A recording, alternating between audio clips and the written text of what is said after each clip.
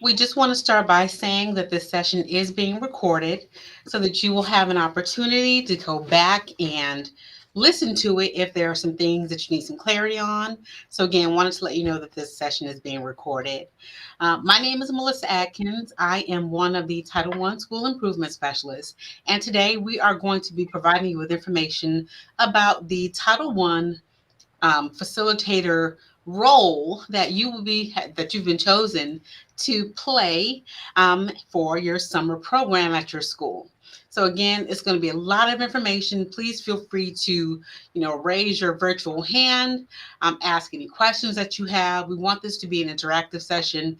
So again, any questions that you have, please feel free to raise your hand and let us know.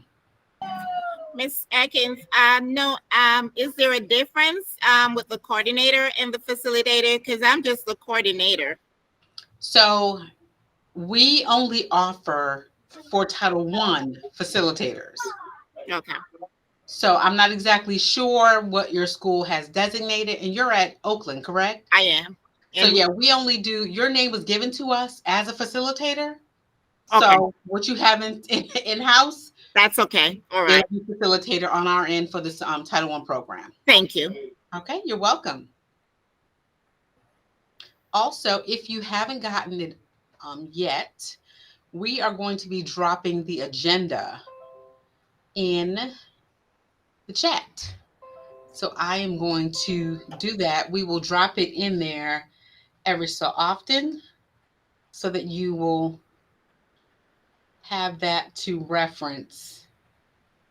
And bear with me for 1 second while we And I get don't there. know if you saw Miss Atkins, Miss Sutton joined us too. Hey there, Miss Sutton. How are you? I'm good. How are you? Fantastic, fantastic. Thank Good. you for coming and welcome. Thank you. So we are going to drop this agenda in the chat so that you all will be able to access all of the information that we have for you for this session and refer back to it once your programs start so that you will be able to utilize those. So I'm going to do that before we go ahead and get started.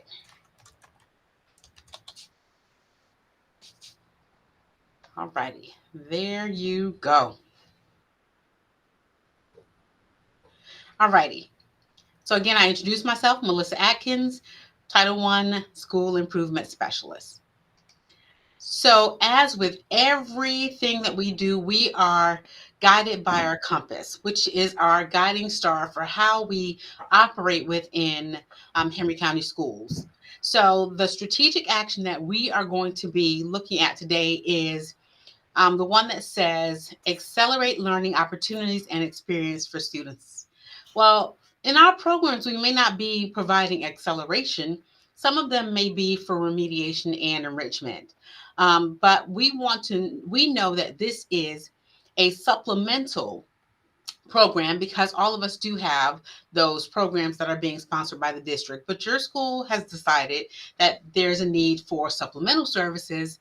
Therefore, they have selected you to be the facilitator to provide those extra resources and experiences for our students. So that's what we will be covering today.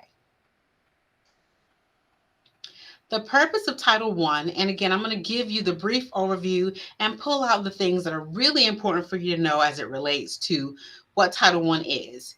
If you look at that very first paragraph, it talks about the purpose of Title I is to ensure that all children have a fair, equal, and significant opportunity to obtain a high quality education. And that is the primary purpose of Title I, to equal the playing field as it relates to the resources that our students in our schools have compared to those that are in schools that are not designated as Title I. So that's the most significant thing for us to remember. We provide that extra. We provide that supplemental resources, and not just resources of things, but possibly resources of people that are necessary in order for our children in Title I schools to receive that same level, high level of education as those that are not designated as Title I. And so here's our session overview.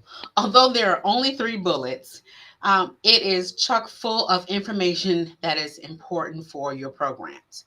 So we're going to be talking about your roles and responsibility as the Title Summer Facilitator. We're going to give you lots of information as it relates to payroll. And then we're going to go over the evaluation of effectiveness of your program. So those are the 3 things that we're going to cover throughout this presentation. It's going to last about 45 minutes. If you feel the need to interject, please do, because we want to make sure that you're grasping all of the information that we're going to be providing for you today. Okay, good afternoon. I am Ulysses Smallwood, the other school improvement specialist here at Title I. So I'm going to start talking about your role as Title I facilitator. As Ms. Atkins has alluded to, this is supplemental. We know that the district is also providing summer learning opportunities, but your school has decided to also offer supplemental summer learning program. So your role as facilitator, let's talk about that. Now, your main role basically is to manage the day-to-day operations of the program. That's everything entailed with day-to-day operations, which we're going to go into deep detail about throughout this presentation. One of those things is to provide instructional support to the staff and the students. It is also your responsibility to collect that pre and post data information to determine the effectiveness of the program. We have another slide totally dedicated to that, but it is your responsibility and your role to collect that data. And you are the liaison between us, the Title I department, and the school. Periodically throughout the program, I'm sure there'll be information that you need to get to us from the staff, as well as there may be information that we need to push out to your school and staff. So you are the liaison for the program, as well as we know that we want to make sure that whatever your principal had in mind for the program, it is your duty and responsibility to fulfill that intended vision and purpose of the program. All right. Now, here are some more specific facilitator responsibilities. You're going to hear about payroll a lot because you like to get paid. We like to get paid. I'm sure your staff wants to get paid. So we're going to cover in great detail that payroll process, but it is your responsibility to ensure payroll procedures are completed. Nutrition and transportation, even though it's on our slides, we're just letting you know that that is not us. Okay, so information has been given to your principal and previous meetings that they've had. So please have a conversation with your principal about transportation and nutrition. And it is also your responsibility to arrive 1 hour before and remain 1 hour after students arrive on campus. Remain on campus until all Title I students are off campus. And of course, as we are now, you work closely with us, your school improvement specialist from Title I for your district funded summer learning opportunities, and follow all district policies regarding student safety and supervision. Okay, like I said, I just want to reiterate that you all are in charge of and the care of all of those Title I students, which is why we speak about arriving 1 hour before and 1 hour after that to ensure the safety of those students. I already know that's a lot. It's the end of the day. I think I have Ms. Evans on bus rider duty. So please let me know if there are any questions up to this point. Are there any questions? If not, we will move on. Okay, here we go. We're getting into payroll. So there are 2 due dates. But before I talk about the due dates, let's talk about what payroll encompasses. Your role is to email us those completed timesheets, those completed cover sheets, all supporting documentation, and that Excel file for the cover sheet to Title I payroll@henry.k12.ga.us, on or before. Here are those two due dates. Wednesday, June 12th by noon. Now, that due date right there covers the work period June 1st through June 14th of 2024. And that payout date is June 27th, 2024. That second date is Wednesday, June 26th by noon. That covers the period of June 15th through June 28th, and that has a pay date of July 31st, 2024. Why we ask that this be done by on those Wednesdays, we will have a slide with some housekeeping items later on in the presentation, but just since we are here, we know that the district is closed on Fridays in the summer. And so if you have it to us by Wednesday at noon, that gives us plenty of time to check and send it back if we have to have corrections, because we'll have the rest of that day, Wednesday and all Thursday, to work on that. All right. Now, also on this, you see, we ask that you work with your staff to arrange earlier internal submission of timesheets. Going through a few payrolls myself, I see how critical and how this process can be. So it's going to be very important that you all have a process at your school for this process, this payroll process. So we ask that you just, with your team, arrange earlier internal submissions just so that they can be to us, and ensure your timesheets and cover sheets are completed in their entirety and are accurate. I don't know if this is your first time doing this, but don't worry about it, because Mrs. Atkins is going to go into depth about how to submit and complete that timesheet and that cover sheet on slides.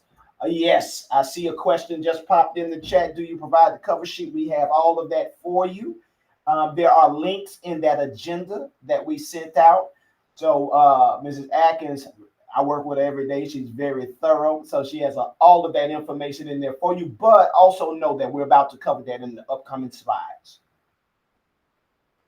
So moving right along. That information is pinned. I actually pinned the agenda in the chat. Yes. So if you want to go back and if you haven't already pulled it up, you have access to the agenda that has everything that you need for your summer program. Okay, moving right along. So this summer, there are a couple ways potentially that your staff and yourself will be earning money. All right. So there are two different accounts. I want to first draw your attention to where it says tutoring and collaborative planning. Look at those numbers. 402, even though you will see, and since we are here, I will let you know that these are the correct numbers. On some of our examples later on in the slides, you may see those numbers change, but these are those numbers that you will be using. 402-4-1000-199-1750. And then the X and X, we will show you in a moment your school code. But that number I just read to you is the tutoring teaching payroll account. All right. This is for when our staff are working with students. Notice the numbers are pretty similar, but you see the 2213-199 where it says collaborative planning. Okay. Now we have a saying, you'll hear us say it a couple times in this presentation, where 2 or 3 are gathered. That is when you can have collaborative planning. You can't collaborate with yourself, but also too, it's going to be very important to get with your principal to see if you have a collaborative planning account open. We know that you have 1000-199 because you are here. Okay. And you're going to be offering a summer program where you're teaching and tutoring students. So we know that you have that account open, but also when you talk to your principal about the nutrition and transportation, also ask if you have a 2213-199 account, because this is for when staff is collaboratively planning for instruction. Now, let's read that note. I want to read that to you. Tutoring and collaborative planning must be submitted on 2 different timesheets and 2 different cover sheets. On the slides after this, Mrs. Atkins is going to go through that in great detail. But right now, we're going to show you your school code.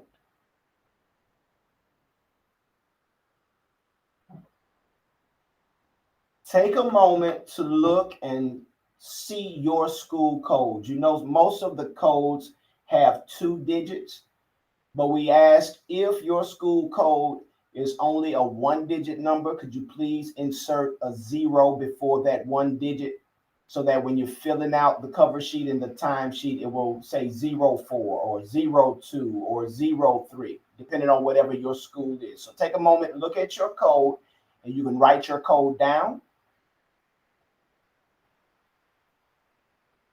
And then we also ask, if you can, because I think I have somebody on bus duty, but if you can, in the chat, could you please place your name and let us know what school, with the three alphabets, let us know what school you are representing. If you could place that in the chat.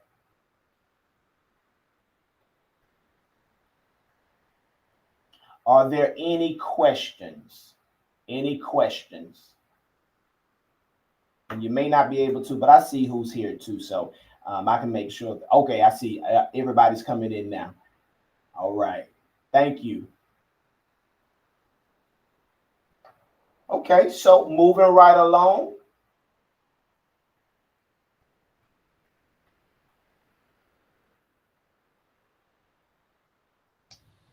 All righty. So here is where the fun begins. So we are going to provide you with step-by-step procedures on how the forms should be completed.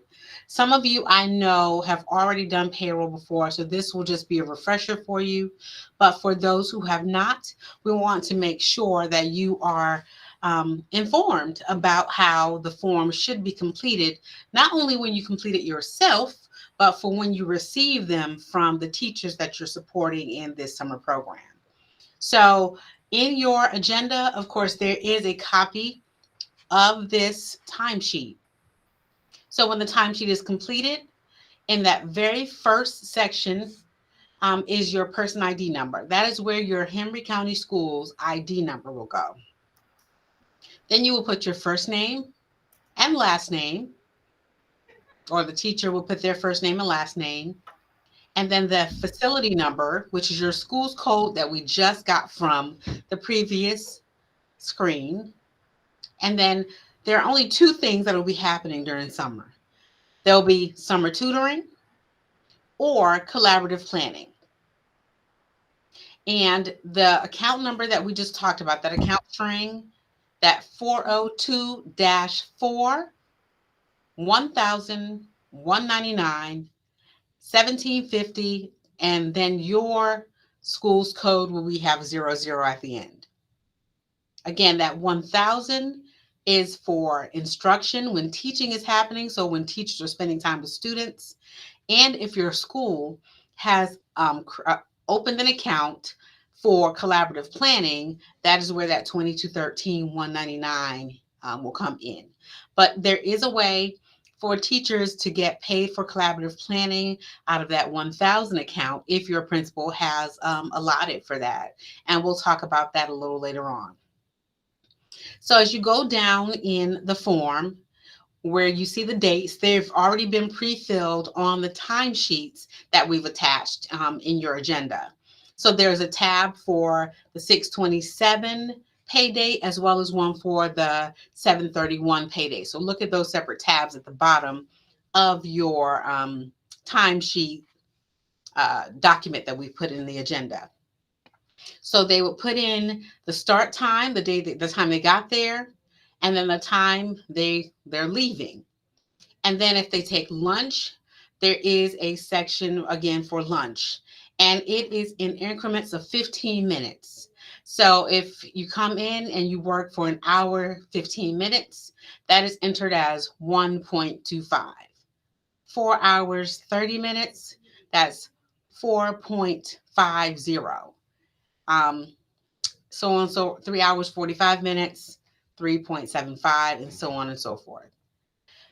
So then in that total hours worked section, That would be the amount of time that you worked minus any lunch that was taken for lunch. Again, that's a question that you have for your principal as well, because you don't want people working through lunch and there's only been allotted a certain amount of funds for them. So find out from your principal the amount of time that they have allotted for each teacher for summer school. And that again also goes for any collaborative planning that they've scheduled for them as well, because we want to make sure that people are getting paid for what they do. So after you've entered that final column where you see tutoring, you simply put tutoring there if it's for tutoring, and if it's for collaborative planning, you just put collab planning so that we will know exactly what this timesheet is for outside of the account number and other things that you are adding here as descriptors. At the bottom left are the total hours worked. So that will be the total of all of those numbers that you have in that worked column. And then the hourly rate of pay, which we will also discuss, will go in that next box. And then that last box on the right is the total hours worked times the hourly rate of pay, and that gives you the total earnings. On this sheet, what's important to remember is that everything must be typed. We do not take any handwritten information on this form, with the exception of the employee's signature and the date, and the administrator's signature and date. This form, the administrator that's consigned can be the administrator on duty, which could be the AP or any administrator in the building. Whereas other forms, they're only required, and the only person that can sign it is the principal, and we'll provide that information as well. So again, completely typed with the exception of the signatures.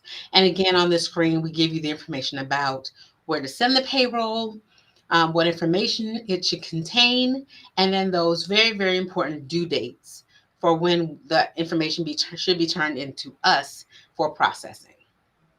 Are there any questions on completing a timesheet before we move forward? Okay, this is a quiet end of the day group. All right, so here are the hourly rates of pay for these summer school positions. So you as the facilitator get $55 per hour. Tutors get $45 per hour. Paraprofessionals, $17.50. And collaborative planning is $45 per hour. So let me add this caveat in for you. So in order for teachers to be paid out of collaborative planning out of the 1,000 account, they have to work 4 hours for 1 hour of planning. So again, if your principal should have designated some funds for how they would collaboratively plan, but again, check with them, because what can happen is they can work the 4 hours and they get 1 hour at the end. They can come in 30 minutes early and leave 30 minutes later after that to get an hour in. But again, we want to make sure that there's enough money in the account to cover the time that's being worked. Does anyone have any questions regarding that? Yes, ma'am, Ms. Evans.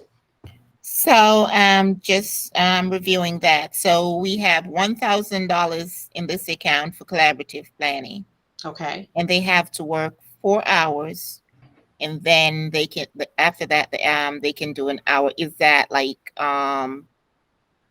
that would depend on us how often we want to have that, but we just have a total of $1,000. Is that what No. Okay. So the 1,000 is the 1,199 account for instruction. Your principals have designated monies for tutoring. So anything in the function or the function of 1,000 is designated for instruction. We have the 1,000 account, and then we have the 2213 the 2213 account. Got it. The 1,000 account is for tutoring. The 2213 is for collaborative planning. What we're saying is, If your principal did not put any monies aside for summer school in that 2213 account for collaborative planning, there is a way that you can pay for collaborative planning out of that 1000 account by adding 30 minutes to the front and 30 minutes to the end for them to get an hour, but they have to work 4 hours. So, for example, if your summer tutorial program starts at 8 a.m. and ends at noon, that's 4 hours that teachers are designated to work for the summer. But if you wanted them to come in 30 minutes early, so 7:30, and then leave at 12:30, that hour extra can be paid out of that 1,199 account. But that is only if the principal has designated time or designated those funds to cover collaborative planning. So that's the conversation that needs to be had with the principal. How Thank much you. time? Yes, how much time they've designated. If they've opened if they've opened a 2213 account, also if they have designated money in that 1000 account that could possibly cover collaborative planning. Thank you. Got it. You're welcome. No problem. Again, if you leave this meeting and then you don't have it anymore, please feel free to get in contact with us. We're okay with it. We know it's a lot, but we want to make sure that people are not just working for free. And that if it's not allotted for them through that collaborative planning account, that there is a way for them to get paid for collab time through that 1000 account if the funds are there. Any other questions before we move on? Okay. So we've talked about the timesheet, which is for individuals. And what I did not mention is you as a facilitator will also complete the timesheet. So that's the only way you get paid, by submitting a timesheet. So what goes along with that is the cover sheet. And the cover sheet is basically a listing of all the timesheets that you've gotten and all of the information that is on those timesheets. So if you receive 11 timesheets, there should be 11 names, 11 entries on the cover sheet. And that cover sheet should only be for one account type. So if it is for tutoring and it's for tutoring only, it is a 1000 account. So you'll put 402-4-1000-199-1750 in your school's code. So let me go through this form. In the first column, of course, your employee ID number, last name, first name, the hourly rate. So for teachers, it would be $45 per hour. And for you as a facilitator, it would be $55 per hour. If there are any paras that are also helping with instruction, theirs would be $17.50. Those amounts would go on in that column where it says hour. The amount of hours is that total amount of hours that they worked minus any lunch. So you definitely want to make sure if they are taking lunch that is indicated on the form. And then the subtotal, FICA, and total will automatically be calculated once you put that other information into the form. The last thing that you put in is, again, those comments, and it will either be tutoring or collaborative planning. Everything else below that, the subtotal, the total FICA, and the total cost will always be calculated after you've gone ahead and you've filled in that first portion of the form. You will then designate what account number is coming from. Again, that conversation will be had between you and your principal about what account they have they're going to utilize for summer school. So it'll be either be 1,000 or for two. Actually, everyone will have a 1,199 account. Everyone, because you're tutoring. Or if there's collab planning, it would be that 2213 199 account. The difference between this form and the last form is that this one requires the principal signature. So it is imperative that you set up some time with the principal to make sure that these forms are signed. This form is signed because it cannot move forward without the principal's signature. It is not something that his or her designee can sign in their stay. And again, we mentioned all of those different email addresses, dates to submit, and what pay periods they're for as well, just so that you'll have that and have it be reiterated as we move forward. Are there any questions about the cover sheet before I move forward? I just like to interject something. Sure. Just please ensure too that the amount of pay on your cover sheet matches what you have on the timesheet. Doesn't happen often. Oftentimes it's a mistake, but that is something that would get sent back for a correction. So make sure whatever the cover sheet says that the staff is getting paid or the educator is getting paid is what's on the timesheet. Absolutely, because that'll throw everything off. And we want to make sure everyone gets paid correctly. All right, so we've talked about the timesheet. We've talked about that cover sheet. So the last thing that we're going to talk about as it relates to payroll is the supporting documentation that goes along with those specific items in order to complete the packet to submit for payroll. So we've talked about the tutoring. We've given you the account number. You know that tutoring is for anything that you do in front of students. That's what our tutoring is. That's what our code for the 1000 is for. And so the supporting documentation that teachers will provide to you along with their timesheets will be, you'll provide the cover sheet. So this is the packet that you're going to send to us.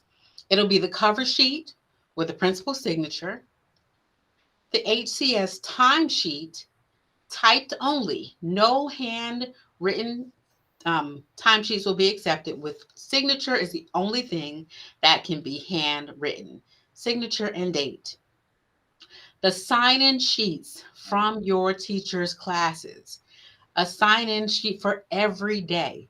So have them get into the habit, if they are providing tutoring 4 days per week, you should have 4 sign-in sheets. It should have your school's name, the beginning and end date for the tutoring, the date the tutoring took place, the content, and the teacher's name. And those should be submitted by each of your teachers along with their timesheets to you in order for you to create the cover sheet.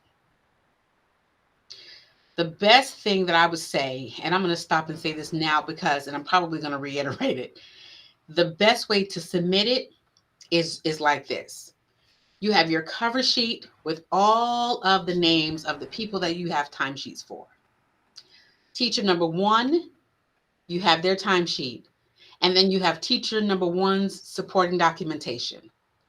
And then you have the timesheet for teacher number 2. And then all of their supporting documentation. Teacher number 3's timesheet, documentation, and so on and so forth.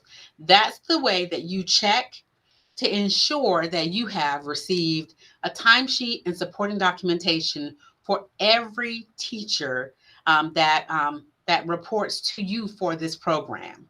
And that way, when it comes to us, we can easily look at it and make sure that everything is there, and then we can submit it up to finance. Because what happens is, if you have 11 names on that cover sheet, if anything is wrong on the cover sheet, it stops the process. If you have 11 names on the front and you only have supporting documentation for 10 of the teachers, that stops the entire packet from going through.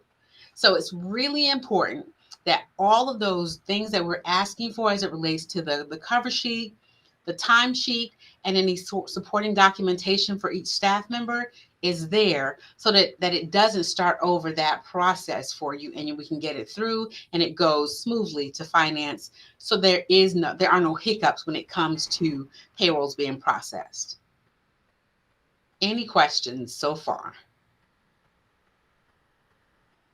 And I just would like to plug in there too what she means by stop the packet. If one thing is off, it stops potentially the pay for everyone. So Absolutely. everything that we are stressing and just going over and saying this has to be in the packet, has to be there because, as noted, it could potentially stop it going forward for everyone. Absolutely. Absolutely. So if your school has a collaborative planning account for the summer, again, that is when collaborative planning happening happens. And again, like we always say, collaborative planning is where two or three are gathered. You know, it's collaborative planning. You can't have collaborative planning by yourself. So there should not be ever be a situation where supporting documentation is turned in and only one person's name on it. That's not collaborative planning. And the packet, that information will be rejected. So we want to make sure that information is submitted correctly. So for a collaborative planning packet, you will have the cover sheet with this principal signature and date, your HCS typed timesheets with the appropriate signatures, the group sign-in sheet with the notes, the school name, the time, the location, and the date of the planning. And then finally, the agenda showing the names and times and what was covered. We don't need the presentation. We don't need the lesson plan that was produced. We don't need any of those things. A strong suggestion would be, if when you're using your agenda, have a note section. Type in the notes of what's happening in the collaborative planning session, so that we'll have those anecdotal notes to refer back to know what was going on in collab planning. No need to send any um, scanned assessments or copies of the test after the students have taken the test. There's no need for any of that. We just need an agenda with how you all were planning. And again, we're noting again, tutoring and collaborative planning must be on two different timesheets. That will be another way to get the packets stopped, because we'll have to have you correct them so that everything is separate. So you will have a 1,199 packet and a 2213 199 packet. Again, if your school has designated that 2213 199 account for summer. But we want to make sure that you are completely aware that those things are separate. Yes, ma'am, Ms. Potter? Yes, with the tutoring sign-in sheets, can those be multiple dates for the week? They have to be multiple days for the Okay. week. Okay. Yes, ma'am. And what we have done on the agenda, if you see it, is pinned into the chat. We've given samples so that you don't have to start from scratch. You're clearly not obligated to utilize the information, the forms that we are sending over to you for agenda or collaborative planning, but we didn't want people to have to start from scratch. So that is something that you can utilize and just put your school's logo on it and go from there. But we Okay. do need it to be daily. So if you have 4 days a week that teacher Miss Smith is having is tutoring, then I need to have 4 different dates for every, and with the children's names on them. Have the So, children sign in. so for our first meeting that we're holding with the teachers, that planning meeting, you want the agenda and signature log? Planning meeting for summer school. Yes. And if you all have a 2213 199, yes, Yes, ma'am. ma'am. Okay. Yes, ma'am. And that's what we need. We don't need any of the actual products from it. Okay. So if you are, yeah, we don't need any lesson plans or any, we don't need any of that. Just the agenda of everyone that attended that collaborative planning session. Because what we do is, when you send that information back into us and we get timesheets, we're looking to see if Joe Smith, Annie Baker, John Jackson, if their names are on that sign-in sheet. If we have a timesheet for them, their name has to be on that sign-in sheet. They have to be, on it. We have to have an agenda for what happened at the meeting. You good? Okay. And Thank can you. I ask something? Because I don't know. I want to make sure I heard correctly. Ms. Potter, were you asking like for the tutoring sign-in sheet? Were you asking could it be the signatures of the students, but it lists multiple days on one page? I think that's what she was asking, Okay. Miss Atkins. So, So that's so what what I. it could be is if you have it in columns and Yes. at the top is a date, it could be on the same page, Okay. but we just have to have that student signature needs to be. Would a initial be suffice, or it has to Are we be a talking signature? about? We talking about kindergarten? We talking about first grade? That's what I'm saying for each grade level. Okay. Now for for the upper grades, we want them to write their name. Okay. For the babies, we're not gonna really. Thank you. I'm not gonna make a first grader take 20 minutes to write their name. I'm not. We're not gonna do that. Okay. So, yeah. Thank For you. those, yeah. And so, even if they try and you have the teacher put a roster in there, because we want to make sure that the kids are there, like some type of roster, to verify that the babies were there. Yeah, that's what we did last year. We Yeah, just submitted the rosters. that's fine, especially for the lower grades. Now, for the upper grades, we definitely prefer to have them to write their own names in. Okay. Okay. That All works. right. Great question. Thank you so much. Any other questions before we go ahead and move forward? And so we also wanted to make sure for you as a facilitator that you, of course, get paid. So you can either submit yours if you don't have a 2213 199, you can submit yours under the 199 because you will be providing support not only to students but to teachers as well. So the cover sheet again with the principal signature, your typed timesheet, and any anecdotal notes of support. So the form should have your school's name, the beginning and end time of each support session, and the date the support took place, the content, teacher's name, and the description of support provided. So just a running anecdotal note. So because I know as a facilitator before, I would go in and I would make sure that classroom A had rosters and materials. So on your list, on your anecdotal notes, you can either handwrite it or type it. Place rosters in Mrs. Smith's class, sat with the, making sure that we understand that you're running the program. Just give that to us in written form to let us know what's happening so that we'll have that documentation. The documentation is not so much for us. We are in years of audit. And so if wherever your information is pulled for audit, we want to make sure that we have the proper documentation that goes along with the payroll information that's being sent out.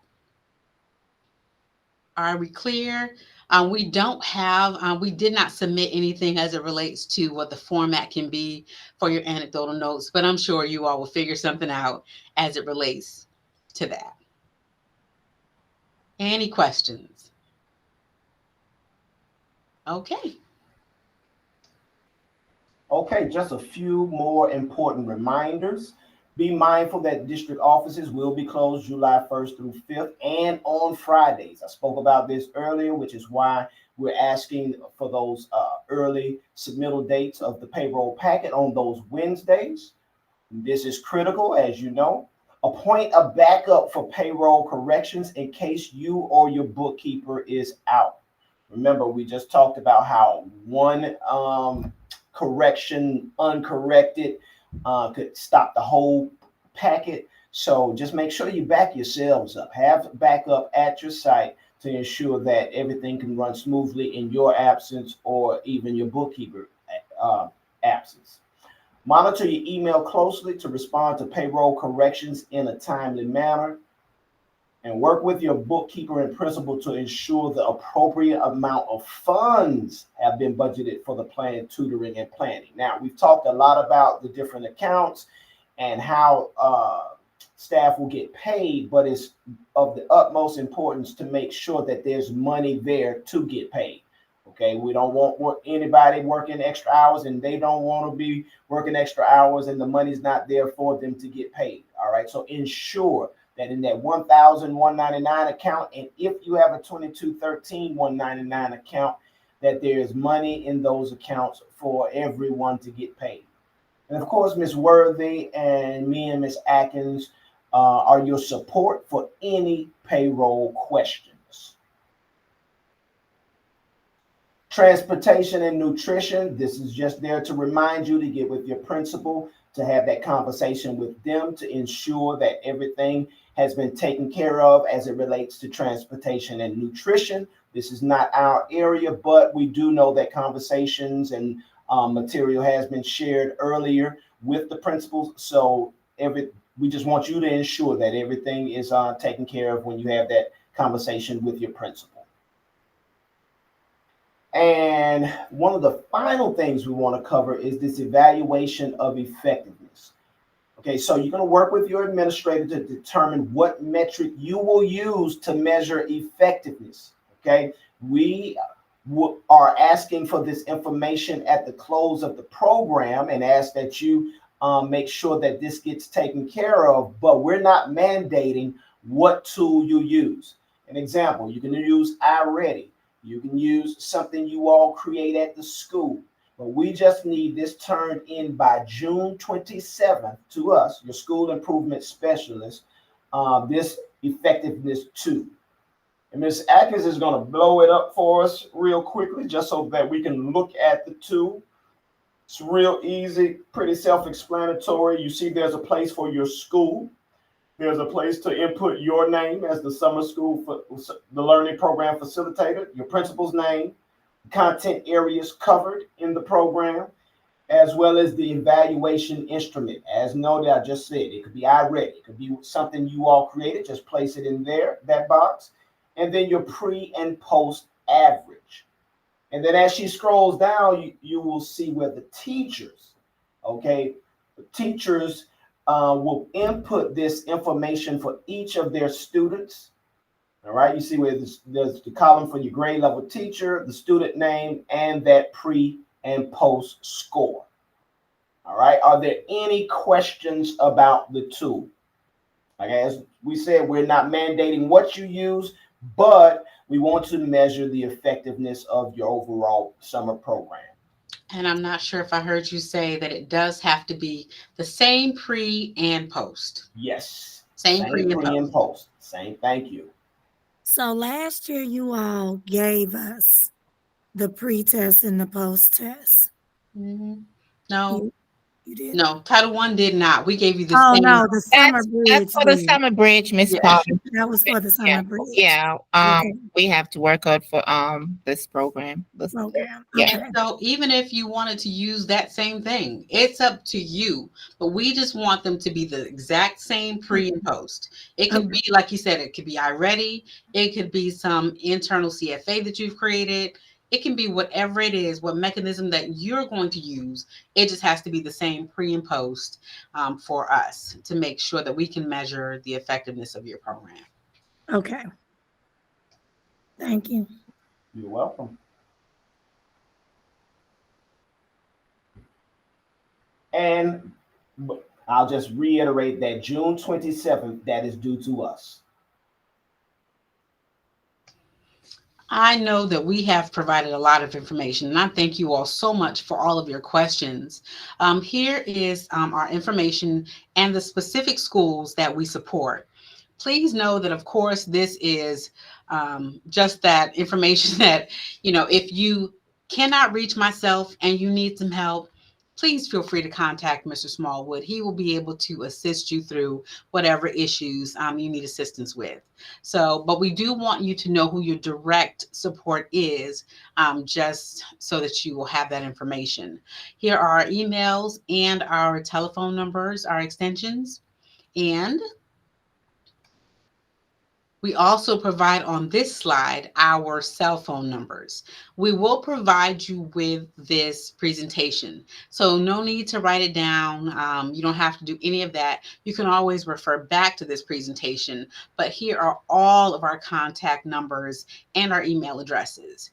If you can't, for any reason, reach myself or Mr. Smallwood, and I don't see why you wouldn't be able to, but Mr. Blevins will always be available as well for any questions that you might have as it relates to the program as well.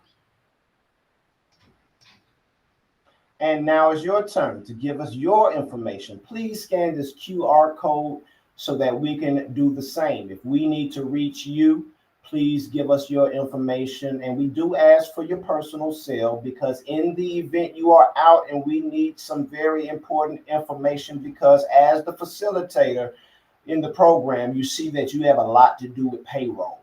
All right. And so in the event we need something very important to get with you about, please, we need to be able to reach you. So if you could please scan that QR code, give us your information, we would appreciate it. And that is it for us. Are there any questions? Any questions? I know it's been a lot, but as she stated, you will have this presentation to refer back to.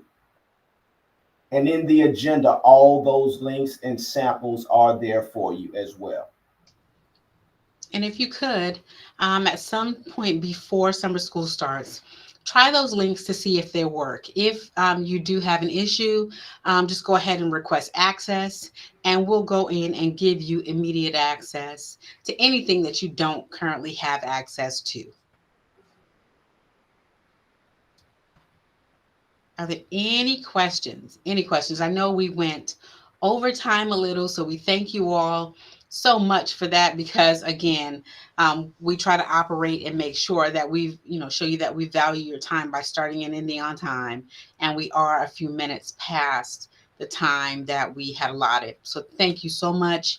If you don't have any other questions, please feel free. You can go ahead and enjoy the rest of your afternoon from this session, but we will hang around for a minute just in case you have any questions for us. Thank you so much, and I hope you all have a wonderful evening. Have a great evening.